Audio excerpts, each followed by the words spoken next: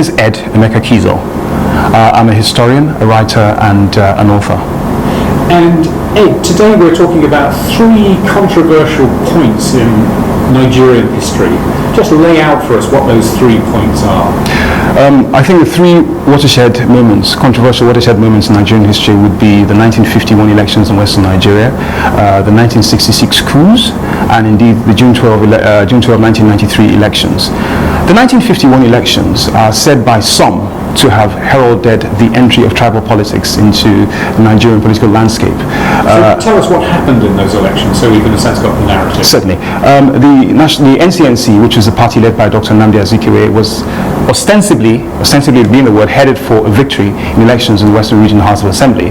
Now, as the story goes, overnight, the action group led by Chief Obafemi Awolowo sought to convince independent parties to form an alliance with the action group that gave them a majority over the NCNC and overnight ensured victory for the action group over the NCNC. Now, the question, that ordinarily not being anything untoward, but then the premise that has been laid by some is that the basis of his conversion of those independent parties being on a tribal slant, essentially, do not allow somebody from outside to rule us.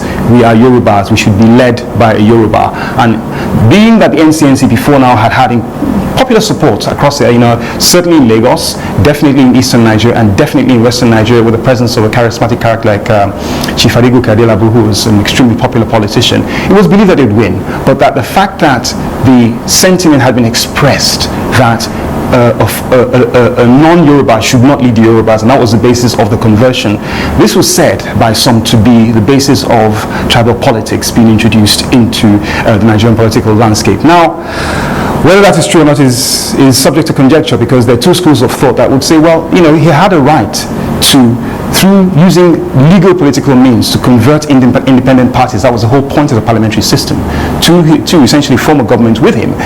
And what evidence there is that tribal reasoning was the basis of the conversion is at best conjectural. But then, Chief Awolowo accounts of the conversations that he had with these other parties. I mean, do people written memoirs that talk? Oh, there's several accounts. But as with everything in the Nigerian political landscape, or should I say Nigerian political history, there's always several schools of thought. There will always be from accounts that range from the apocryphal to the sublime, to the absolutely credible to the completely nonsensical. So it's really a question of who the author is and who you believe.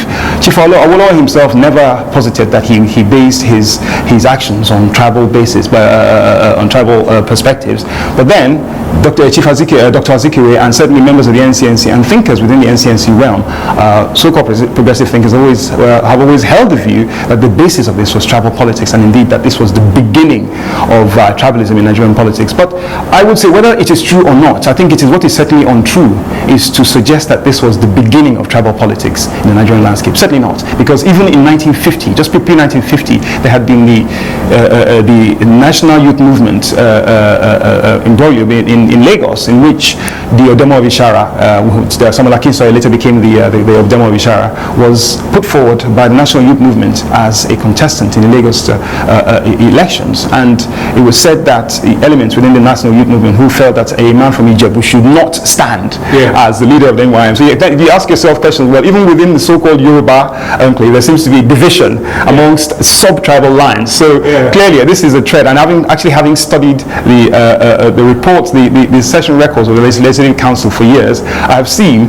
that there have always been divisions. But I would say that the 1951 elections certainly brought this issue into the spotlight.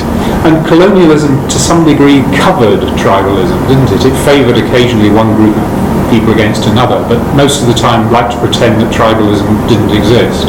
Well, the thing is this, right? If you read, one of the most poignant reports, if you read the reports of the colonial officers, and read the reports in particular of Lord Lugard of the Royal West African Frontier Force, the inaugural report, clearly tribal divisions were inherent, and in fact the promotion of tribal divisions, or should I say recognition of tribal divisions, was imperative. You cannot rule as you cannot extend imperial rule without understanding the landscape, and those tribal divisions were an important part of the landscape. Whether we like it, these were separate peoples that were brought together. You had to understand their differences to bring them together. In any event, it was actually important foster some of those differences to continue to rule them. The divide and rule policy wasn't hidden in any secret files. It was a clear policy which was part of the promotion of the imperial agenda. And I have one viewpoint, which is that, look, I don't actually have anything against imperialism because, as they say, don't hate the player, hate the game. It was simply a tool of imperial diktat, and it's what it was. There's nothing we can do about it. They needed a strategy, and they employed a strategy, and that's what it is.